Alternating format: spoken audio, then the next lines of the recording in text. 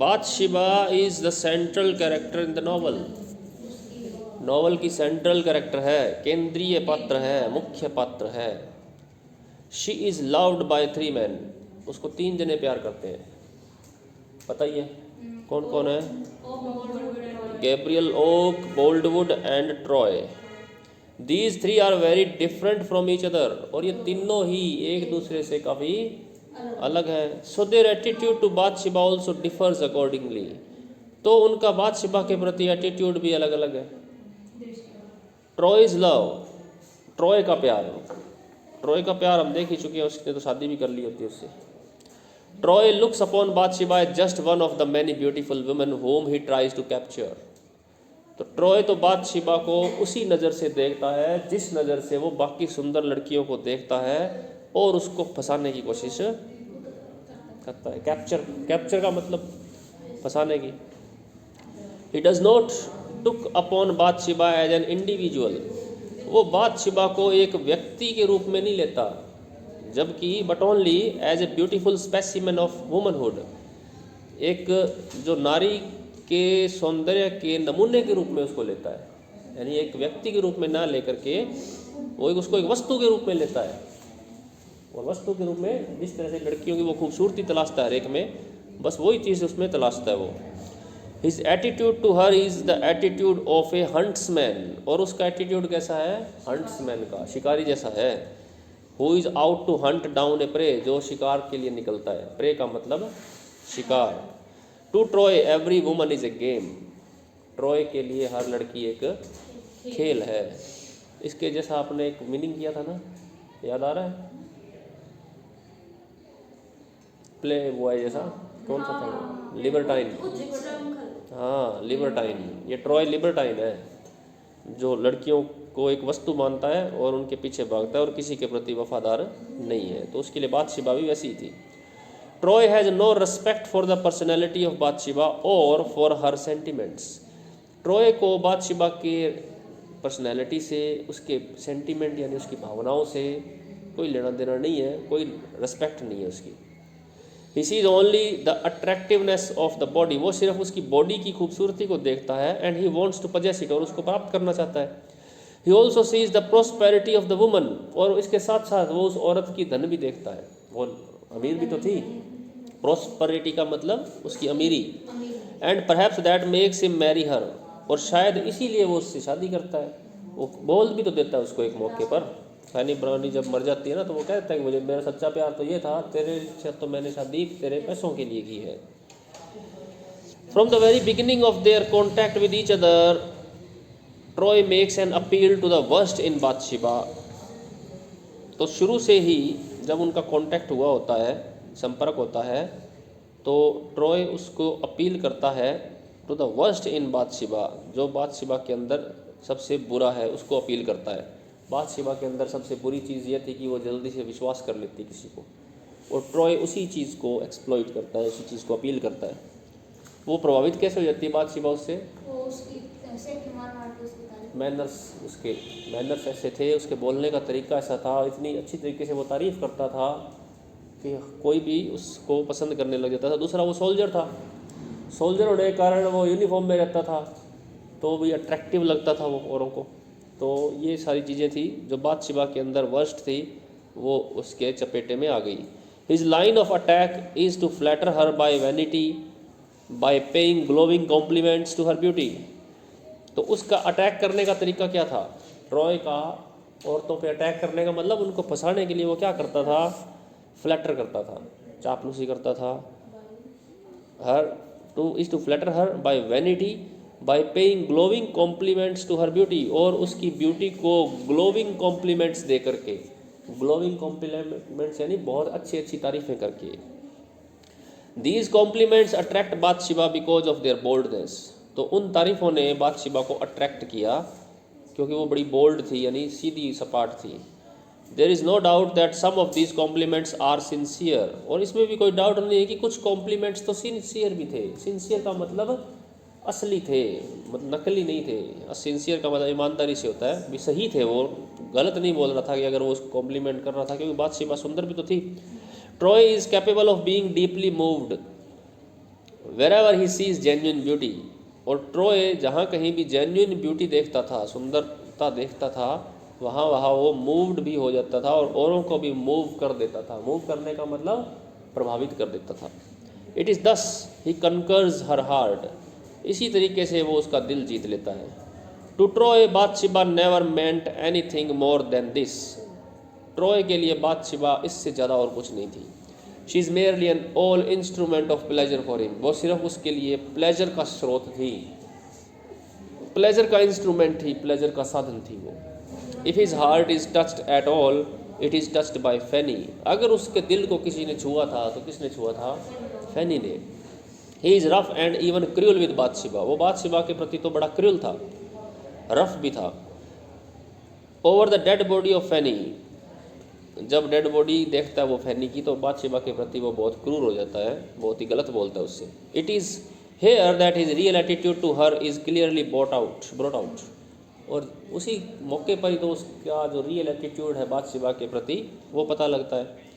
His love thus appears to be of a philandering type, तो उसका प्यार हमें पता लगता है कि किस टाइप का है, फिलांडरिंग टाइप। लिबर्टाइन में लिखाया था ना फिलांडरर, फिलांडरर वही आदमी होता है जो टिक्के नहीं रहता, कभी इसके पीछे कभी उसके पीछे, तो उसका ये प्यार जो था फिलांडरिंग टाइप ही था।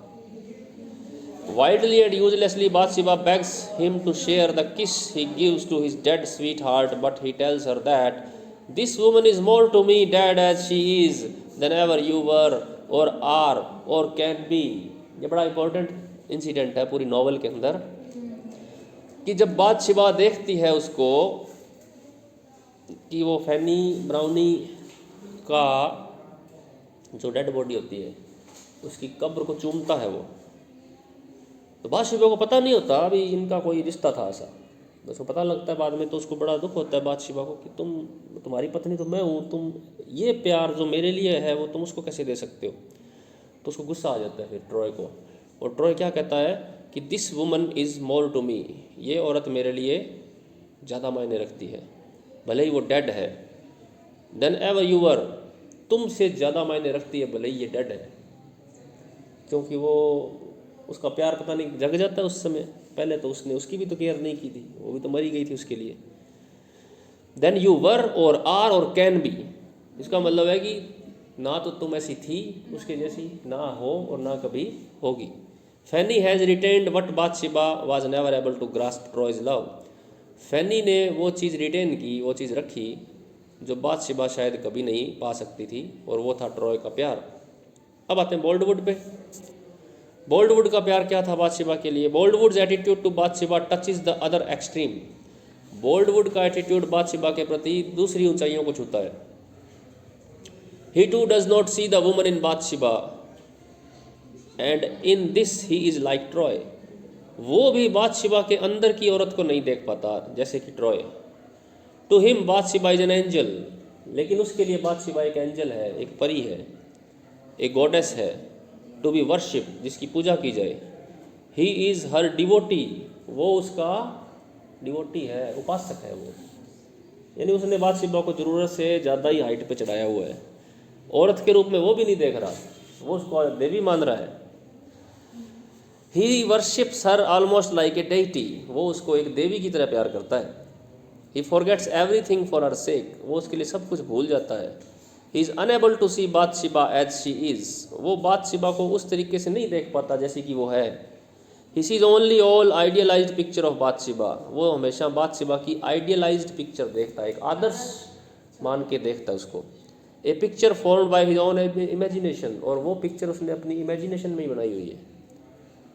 तो बोल्डवुड उससे प्यार, बहुत प्यार करता है, बहुत श्रद्धा भी रखता है उसके प्रति, और इतनी कि वो उसने उसकी जान भी ले ली ट्रॉय की बाथशेबा के लिए। जब उसको लगा कि बाथशेबा मेरे हाथ से निकल रही है, तो वो ट्रॉय को सबके सामने गोली मार देता है। ओक्स लव, ओक का प्यार, Oak's attitude to Bathsheba is the sanest and the most matter of fact, तो ओक का प्यार सबसे ज़्यादा सेनेस्ट है। सेनेस्ट का मतलब सबसे सीरियस वाला, सबसे समझदारी वाला, सेन का मतलब समझदार होता है, और मैटर ऑफ फैक्ट का मतलब वास्तविक है। He loves her and perhaps there is greater strength in his love than in the blind infatuated love of Boldwood for Bathsheba. वो उसको प्यार करता है और शायद उसके प्यार में ज़्यादा शक्ति है बजाय कि बोल्डवुड का जो प्यार था बादशिबा के प्रति, जो ब्लाइंड था और इनफैचुएटेड था। है नहीं आ रहा हूँ मैं, उनको बोलो। अरे रुक जाओ भाई, आ रहे हैं, इंग्लिश की लगाएंगे।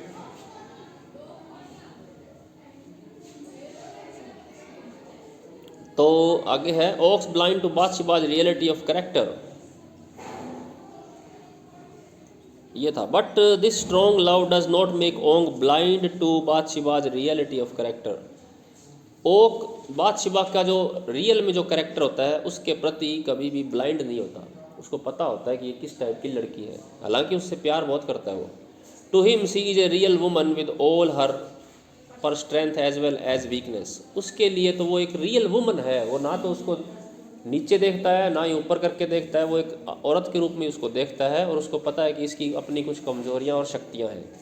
सी is a lady compounded of the good qualities as well as evil ones, और वो एक ऐसी औरत है जिसमें अच्छी क्वालिटी तो है ही और बुरी भी है। He sees the weakness of Bathsheba clearly enough and points out those weakness to her. वो बादशिबा की वीकनेस को भी देखता है और उस वीकनेस को पॉइंट आउट भी करता है, उसको बताता भी है भी तेरी कमजोरी है ये। He is Frank and blunt with her, वो उसके साथ फ्रैंक भी है और ब्लंट भी है। ब्लंट का मतलब रुखा भी है। His love can not silence his real feelings about her, और उसका प्यार उसकी रियल फीलिंग्स को दबा नहीं सकता। Even at the risk of displeasing her he speaks out his mind to her, और वो इस बात की भी परवाह नहीं करता कि कोई बात उसको इसलिए ना बताएं कि वो नाराज़ हो जाए, वो सीधा सीधा उसको वो बात बता देता है जिससे वो डिसप्लीज भी हो, भले ही नाराज़ हो। Attitude of the three lovers shows the characteristics of their heart and mind. तो ये जो तीनों प्रेमी थे उसके, इन तीनों प्रेमियों का एटीट्यूड उनके हार्ट का और उनके माइंड का एटीट्यूड बता देता है हमें कि किस तरह के वो लोग हैं। Thus the three lovers of Bathsheba took upon her in different ways. तो तीनों लवर्स थे, उनका अलग अलग तरीके थे, each according to his essential character, सभी अपने अपने चरित्र के हिसाब से थे। Their attitude to Bathsheba reveals their own character better than anything else, और उनका एटीट्यूड बादशिबा को रिवील करता है उनका खुद का कैरेक्टर, उनके एटीट्यूड से उनका कैरेक्टर झलकता है। हम किसी भी व्यक्ति के एटीट्यूड से उसका कैरेक्टर पता लगा सकते हैं कि नहीं। एटीट्यूड का मतलब उसका बिहेव, उसका चीज़ों को सीरियसली लेना या नहीं लेना। तो किसी भी व्यक्ति के बारे में अगर पता लगाना हो तो उसका एटीट्यूड कई चीज़ों के प्रति कैसा है उससे हम पता लगा सकते हैं किस तरह का आदमी है। जैसे कोई आदमी है, अगर जानवरों के साथ वो बुरा व्यवहार कर रहा है, हमारे सामने अच्छा बन रहा है, लेकिन जानवरों के प्रति क्रूर है, मार देता है उनको, कुत्तों को, किसी को भी जानवर की परवाह नहीं करता, तो वो आदमी रियल में अच्छा नहीं होगा। हमारे सामने अच्छा बन रहा है। अगर कोई आदमी, हम किसी होटल में जाते हैं और वेटर से अच्छा बिहेव नहीं कर रहा है, उसकी बेइज्जती कर रहा है या छोटे लोगों से बेइज्जती कर रहा है, तो इसका मतलब अच्छे कैरेक्टर का आदमी नहीं है। तो इस तरह की उसके मित्रों को देख करके कैरेक्टर का अंदाजा लगाया जा सकता है कि वो किन तरह के लोगों के साथ रहता है, मिलता जुलता है। तो एटीट्यूड का पता लग जाता है कैरेक्टर से। From the above discussion we draw the following 4 conclusions. तो हमारे पास 4 कंक्लूजन आते हैं। Troy's attitude to Bathsheba lacks respectability. Troy का जो बादशिबा के प्रति एटीट्यूड है उसमें रिस्पेक्ट नहीं है। She is merely a beautiful woman like any other, वो सिर्फ एक सुंदर औरत है उसके लिए और कुछ नहीं।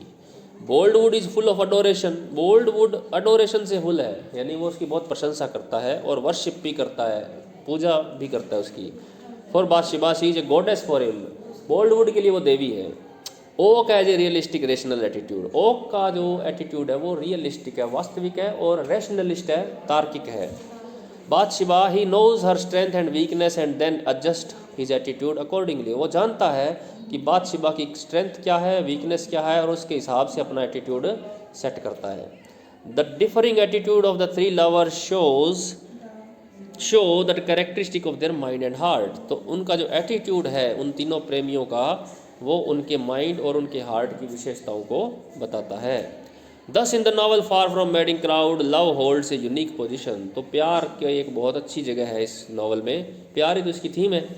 The three lovers of Bathsheba, Troy, Boldwood and Oak each presents three distinct and contrasted types of man's of love for woman.